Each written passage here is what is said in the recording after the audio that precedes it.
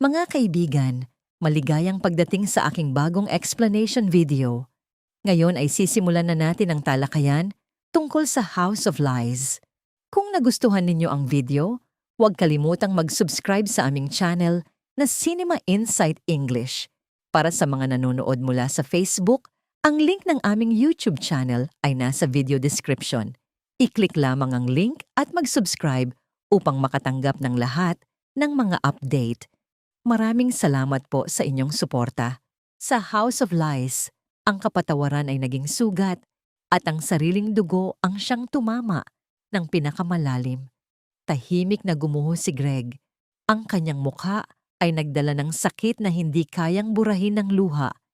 Isang sakit na walang kapatawaran ang makapupuno. Sapagkat wala na si Regina, wala nang pagkakataong itama ang pagkakamali. Wala nang bukas para tuparin ang mga pangako. Sa kanyang pagtingin sa kawalan, hinanap niya ang tinig ng asawa. Lahat ng galit, lahat ng sama ng loob, lahat ng sugat ay naging walang saysay sa harap ng kamatayan. Anong kasalanan ang nagawa ko para mawala si Regina? Tanong niya sa sarili, ngunit walang sagot. Nasa tabi niya sina Paulo at Edward. Hindi rin nila alam kung paano buhatin ang bigat ng isang basag na pamilya. Niyakap nila ang kanilang ama, hindi dahil sa lakas, kundi dahil yun lamang ang paraan upang masabi, hindi ka nag-iisa. Ngunit habang sila'y nagluluksa, si Aldrin ay tumatawa sa dilim. Para kay Aldrin, ang kamatayan ni Regina ay hindi trahedya, kundi paghihiganti. Para bang nakolekta na niya ang utang, natapos na ang kanyang matagal na paghihirap. Ngunit ang nakakatakot na katotohanan, kapag nilamon ng puot ang isang tao, ang pagtikim ng paghihiganti ay hindi siya titigil, lalo lamang siyang nagiging gutom. Gutom pa rin si Aldrin. Ang susunod niyang target, si Paulo. Ipapadala kita sa iyong ina. Hindi na ito simpleng banta ng galit, kundi isang desisyong matagal nang nakaplano. At nang matuklasan ni Paulo na si Aldrin ang tunay na dahilan ng kamatayan ni Regina, tuluyan nang nabasag ang kanyang paniniwala sa dugo. Ang kapatid na kanyang kinalakihan, ang taong akala niya'y pamilya, ang siyang ugat ng lahat ng dilim. Tumakas si Paulo, hindi dahil sa takot, kundi upang mabuhay. Sa gitna ng panganib, tumawag siya kay Edward. Nanginginig ang tinig, pilit itinatago ang takot. Si Aldrin. Siya ang dahilan ng lahat. Sinira niya ang pamilya natin. Ngunit sa kabilang linya, katahimikan lamang, sapagkat kapag ang katotohanan ay nagmumula sa sariling dugo, pinakamahirap itong tanggapin. Ang tahanang akala'y ligtas ay naging pugad ng pagtataksil. Samantala, bumalik si Aldrin sa kanilang rest house. Akala niya'y makokontrol ang lahat doon, maitago ang mga bakas, makapagplano muli. Ngunit naghihintay na si Thea. Ang kanyang katahimikan ay hindi kahinaan, kundi patunay na alam na niya ang lahat. Naunawaan niyang hindi na ordinaryo ang kanilang problema. At ngayon, papalapit na ang batas. Hinahanap si Aldrin. Malinaw ang sinabi ni Thea. Ayaw niyang mabuhay bilang takas. Ayaw niyang malunod sa bigat ng krimen. Ngunit malamig ang tugon ni Aldrin. Sa kanyang isip, si Thea ang dapat maglinis ng sariling kasalanan. Ngunit hindi nabulag si Thea. Hindi ako lang ang may sala. Ikaw ang nagplano ng lahat. Isang pangungusap na sapat upang sugatan ang pride ni Aldrin. Nagbago ang kanyang tingin. Si Thea ay hindi na babae, hindi na kasama, hindi na mahalaga. Isa na lamang siyang hadlang. At para kay Aldrin, ang hadlang ay kailangang alisin. Dahan-dahan siyang umatras. Pinaandar ang kotse. Hindi alam ni Thea na sa ilang segundo, ang lalaking minsan niyang pinagkatiwalaan ay magiging pinakamalaking banta. Sumalpok ang kotse. Tinamaan ang kanyang katawan ng puot ni Aldrin. Sa gitna ng rest house, bumagsak si Thea. Walang sigaw, walang saklolo. Tanging ugong ng makina at malamig na alikabok ang naiwan. Tumitig si Aldrin sandali. Walang pagsisisi, walang awa. Para bang tiniyak niyang wala ng problemang naiwan sa likod niya. Ngunit nang tumakas si Aldrin, Iniwan niya hindi lamang ang walang malay na si Thea, kundi pati ang katotohanang nagpasiklab ng galit ni na Greg, Paulo at Edward. Nang dumating ang mga pulis, naglaho na si Aldrin na parang usok, ngunit sapat na ang iniwan upang magsalita ang katahimikan.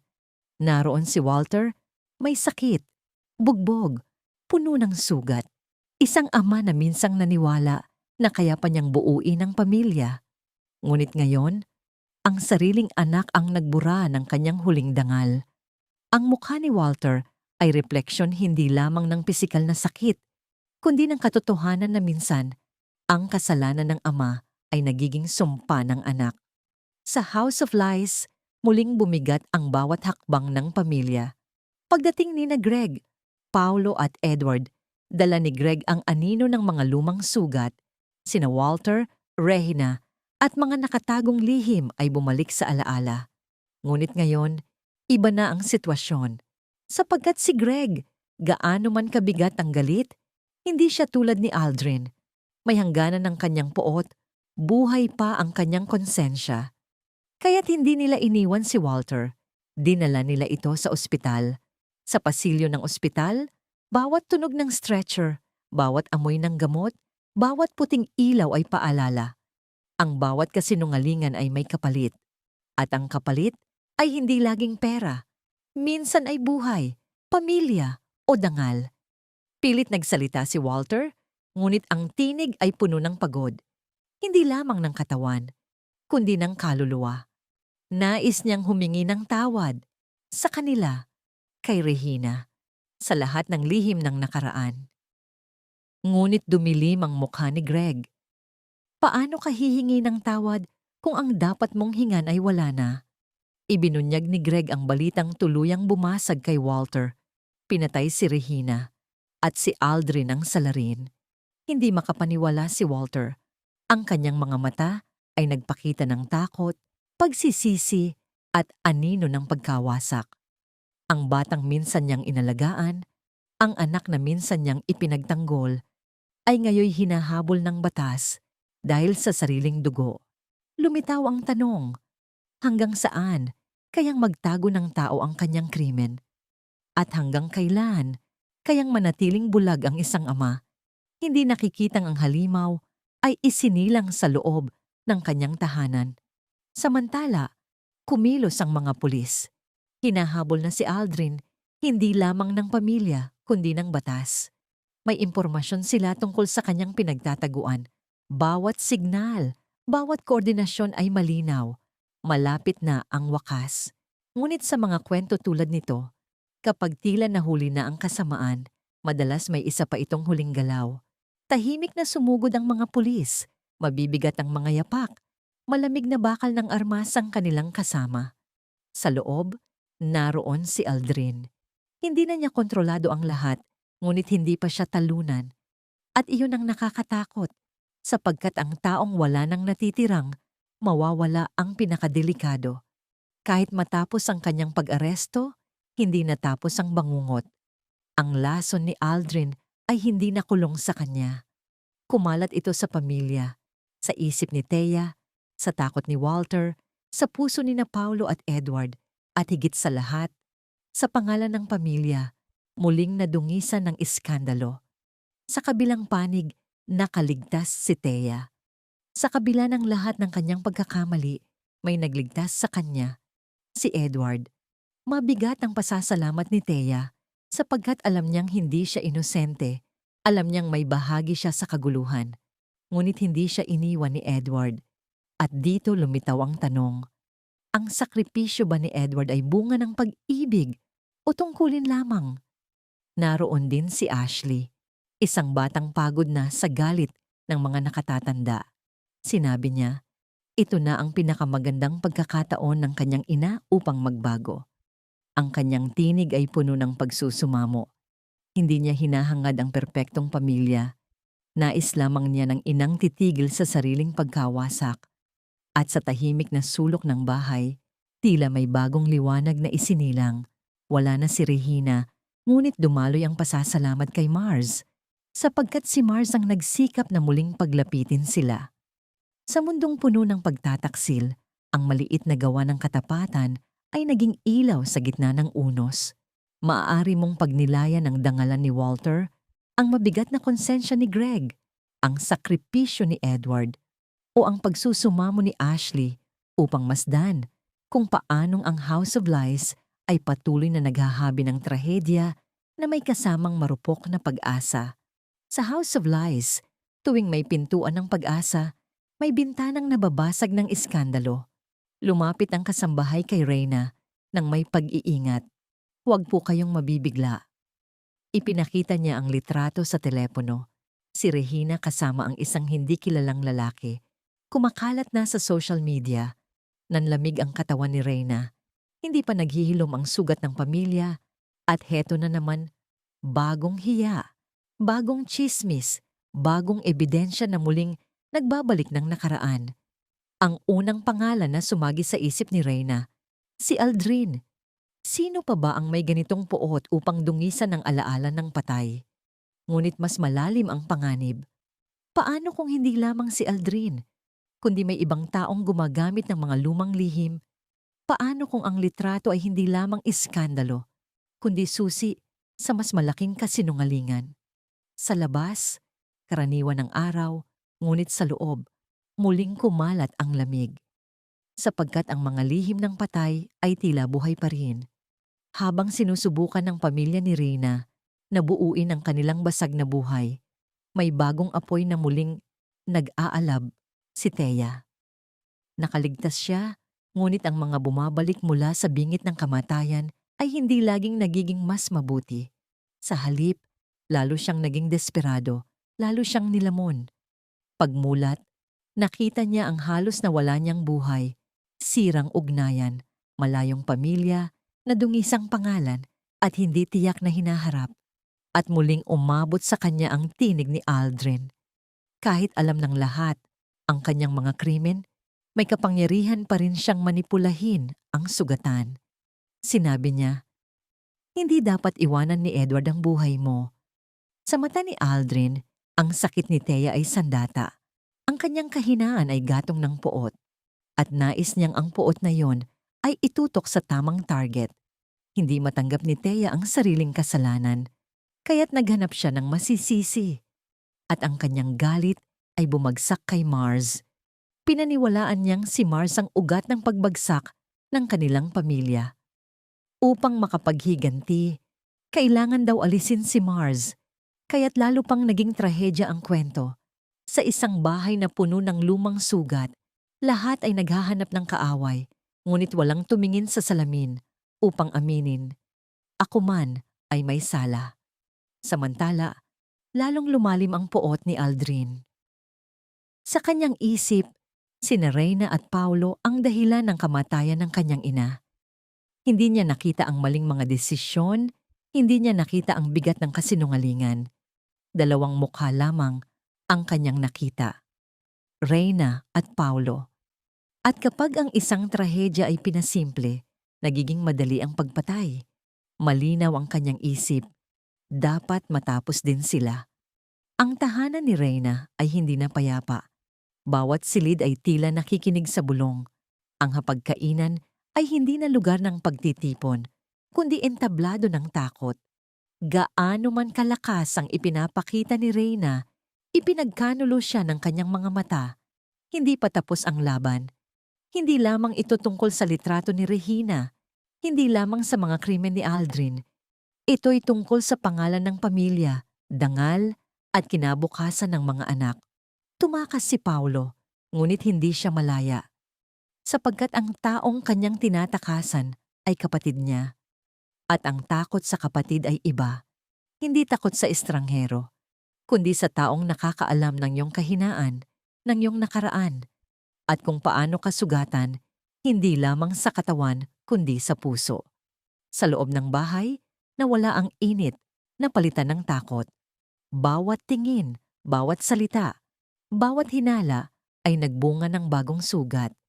Nagsuot si Reyna ng maskara ng lakas, ngunit ipinakita ng kanyang mga mata ang takot ng isang babaeng alam na hindi pa tapos ang digmaan. Si Edward ay naipit sa dalawang tungkulin bilang asawa, Dala niya ang sugat kasama si Thea. Bilang lalaki, siya ang nagligtas sa kanya. Bilang bahagi ng pamilya, kailangan niyang harapin si Aldrin. Ngunit bilang ama, pagod na sa kaguluhan. Marahil isang bahagi ng kanyang sarili ang nagnanais ng wakas. Ngunit paano matatapos kung ang mga kasinungalingan ay patuloy na bumabalik sa bagong anyo? Patuloy na kumalat ang litrato ni Regina. Bawat share, bawat chismis, bawat mapanghusgang mata ay bagong sugat sa pamilyang nalulunod pa sa dalamhati. Mabilis ang paghusga ng mga tao, ngunit hindi nila alam ang buong kwento. Hindi nila alam ang luha sa ospital, ang sugat ni Walter, ang bangkay ni Regina, ang takot ni Paulo, ang desperasyon ni Thea. Iyan ang kalupitan ng iskandalo. Hindi nito kailangan ng katotohanan. Isang litrato lamang ang sapat. Habang pinipilit ni Reyna na protektahan ang pamilya mula sa hiya, hindi pa niya alam na mas direktang panganib ang papalapit. Sapagkat ang puot ni Aldrin ay hindi na plano, hindi na banta. Ito na ang kanyang piniling landas. Maaari mong pagnilayan ng iskandalo ni Regina, ang desperasyon ni Thea, ang takot ni Paulo, o ang pasanin ni Edward upang masdan kung paanong ang House of Lies ay patuloy na lumulubog sa kadiliman. Hindi na naghihintay si Greg. Sa balitang may mas malalim na banta laban kay Paulo, muling nagising ang ama sa kanyang loob.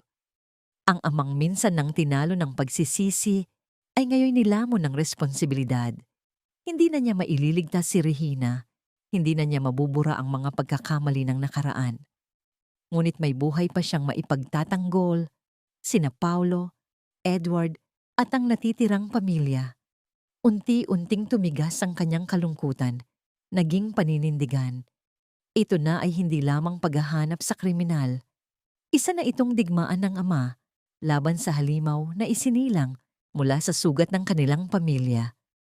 Ngunit habang papalapit si Greg sa katotohanan, lalo ring lumalim ang panganib, sapagkat hawak na ni Aldrin ang galit ni Thea, ang iskandalo ni Regina, at ang paniniwalang ang kanyang dilim ay hustisya. At ang taong naniniwalang tama ang kanyang kasalanan ang pinakamahirap pigilan. Sa pagtatapos ng gabi, dumating ang isang tawag, maikli, malabo, ngunit sapat upang magdala ng takot. Nakita si Aldrin, at sa pagkakataong ito, maaring hindi lamang si Paulo ang target, kundi si Reyna mismo. Sa dilim, gumalaw muli ang pamilyar na anino. Hindi pa tapos si Aldrin, hindi siya naglaho. Ang kanyang susunod na hakbang ay maaring walang matitirang buhay. Nakaupo si Reyna sa sala, ginugulo ng litrato, ang imahe ni Regina na kumakalat sa lahat. Alam niyang isang litrato ay sapat upang magsindi ng apoy. Apoy ng hiya, apoy ng galit, apoy ng lumang tanong. Sino ang lalaking kasama ni Regina? Bakit ngayon lumabas ang litrato? At bakit sa oras na pinakamahina ang pamilya? Samantala, lumulubog si Thea sa sariling dalamhati. Kahit nakaligtas sa aksidente, hindi siya nakatakas sa lason ng kanyang isip. Hindi siya makatulog ng payapa. Hindi niya matignan ang sarili. Kapag naiisip si Edward, hindi pag-ibig ang nararamdaman, kundi galit, pagsusumamo, at dugong nakadikit sa kanilang ugnayan. Pag-ibig o obsesyon, nawala na ang hangganan. Muling umalingaw-ngaw sa kanyang isip ang salita ni Aldrin. Itapon. Para bang siya'y basura. Para bang hindi siya naging asawa, hindi nagkaroon ng ugnayan. Ang salitang iyon ang nagtulak sa kanya sa paghihiganti. Sa kanyang mga mata, si Mars ang hadlang. Ngunit ang katotohanan, hindi si Mars, kundi ang sariling mga desisyon ni Thea ang sumira sa kanya. Ito ang pinakamapait na aral ng House of Lies. Kapag masyado kang tumayo sa kasinungalingan, darating ang araw na ang mga kasinungalingang iyon ang magtatapon sa iyo mula sa sarili mong tahanan. Hindi na naghihintay si Greg. Siya ay naghahanap ng mga sagot. Ang kamatayan ni Regina ay sariwa pa ring sugat. Ngunit sa kanyang dibdib ay naglalagablab ang mas matinding hangarin. Kailangang matigil si Aldrin. Kailangang matapos ang pagdanak ng dugo, bago may isa pang bangkay na madagdag sa kasaysayan ng kanilang pamilya. Kailangan protektahan sina Paulo at Edward, kaya't bawat bakas, bawat pangalan, bawat posibleng taguan ay kanyang tinutugis kasama ng mga pulis. Hindi na ito simpleng habulan, isa na itong paglalakbay ng isang ama sa pinakamadilim na sulok ng kanilang pamilya. At habang lumalalim ang kanilang paghahanap, lalong naging malinaw. Hindi lamang nagtatago si Aldrin, siya ay naghahanda. Sa malamig na lugar, nakaupo si Aldrin, nag-iisa, nagbabalak. Walang takot sa kanyang mga mata, tanging katahimikan. Ang katahimikan ng taong nakapagpasya ng tapusin ang lahat. Sa kanyang isip, hindi siya kriminal. Siya ang api, ang iniwan, ang may karapatang maghiganti. Ito ang pinakadelikadong galit. Kapag ang maling paniniwala ay hinalo sa sakit, nakikita ng kriminal ang sarili bilang bayani. Para kay Aldrin, sina Reyna at Paulo ang ugat ng lahat. Naniniwala siyang kapag nawala sila, matatapos ang kanyang paghihirap. Ngunit hindi niya naunawaan. Ang pagpatay ay hindi nagbubura ng sugat. Lalo lamang nitong pinapalalim ang impyernong siya mismo ang lumikha. Sa House of Lies, nakahiga si Walter sa ospital. Mahina, tahimik, ngunit ang kanyang mga mata ay puno ng pagkukumpisal. Marahil alam niyang siya man ay may sala. Marahil naunawaan niyang ang kanyang katahimikan, ang kanyang paboritismo, ang kanyang mga lihim at kasinungalingan ang nagtanim ng puot ni Aldrin sa loob ng maraming taon. Sapagkat ang mga kasalanan ay hindi isinilang sa isang araw. Lumalaki ang mga ito mula sa mahabang katahimikan at nakatagong katotohanan. At ngayon, ang pangalan ng pamilya mismo ay nasusunog sa apoy. Maaari mong pagnilayan ang pagising ni Greg, ang obsesyon ni Thea, ang pekeng hustisya ni Aldrin, o ang pagkukumpisal ni Walter upang masdan kung paanong ang House of Lies ay patuloy na lumulubog sa pinakamadilim na aral. Habang kumakalat ang iskandalo sa social media, sa tunay na buhay ay lalong tumitindi ang panganib. May mga hindi pamilyar na matang nakamasid. May mga hindi kilalang mensaheng dumarating. At bawat sandali ay tila bumubulong ang hangin, may paparating pa. Hindi na alam ni Reyna kung sino ang dapat pagkatiwalaan. Maging ang pinakamalapit sa kanya ay kailangan niyang pag-isipan ng 2 beses. Sapagkat ang pagtataksil ay hindi laging sumisigaw. Minsan, tahimik itong nakaupo sa iyong hapag, nakikinig, naghihintay. Iyan ang pinakanakakatakot sa House of Lies. Kapag tumingin ka sa sariling dugo at naisip, ikaw ba ang susunod na sasakit sa akin? Sa pagtatapos ng gabi, dumating ang balita. Nakita ang isang kotse na konektado kay Aldrin. Siya ay gumagalaw, papalapit sa kanyang target. Agad na kumilos sina Greg at Edward. Si Paulo, bagaman nanginginig sa takot, ay hindi na makapagtago. Natutunan niya, habang mas tinatakasan mo ang katotohanan, lalo ka nitong hinahabol. Mula sa malamig na gabing iyon, dala ni Paulo ang mabigat na aral. Ang katotohanan ay laging humahabol. Ngunit habang nakatutok ang lahat ng mata kay Aldrin, may isa pang tahimik na panganib na papalapit. Si Thea. Sa kanyang mga kamay ay galit. Sa kanyang isip ang paniniwalang ninakaw ang kanyang buhay. At sa kanyang mga iniisip, iisang pangalan ang paulit-ulit. Mars. Kaya't nagtagpo ang 2 uri ng paghihiganti. Ang kay Aldrin na isinilang mula sa puot laban sa pamilya at ang kay Thea na isinilang mula sa desperasyon at hiya. 2 sugatang puso, 2 nawawalang kaluluwa, 2 panganib na maaaring sumabog ng sabay. At sa pagitan nila ay sina Reyna, Paulo, Edward, Greg, Ashley at Mars, nakasandal sa gilid ng bangin, hindi alam kung kaninong kamay ang unang tutulak sa kanila. Ngayon, nananatiling mabigat ang tanong, maaari pa bang mailigtas ang pamilya o masyado nang malalim ang sapot ng kasinungalingan? Mapapatawad ba si Thea kung pipiliin niya ang landas ng paghihiganti? Matatagpuan ba ni Greg ang hustisya bago muling umatake si Aldrin? At si Aldrin, kapag wala na siyang masisisi, sino ang kanyang haharapin? Marahil, Doon niya mauunawaan ang pinakakatakot na katotohanan. Ang tunay niyang kaaway ay hindi si Reyna, hindi si Paulo, hindi ang kanyang ina, kundi ang sarili niyang puot. Ngunit hanggang hindi niya iyon nauunawaan, walang kaligtasan, walang kapayapaan, walang wakas.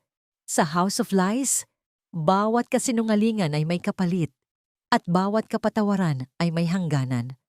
Ang huling titig ni Aldrin ay malinaw.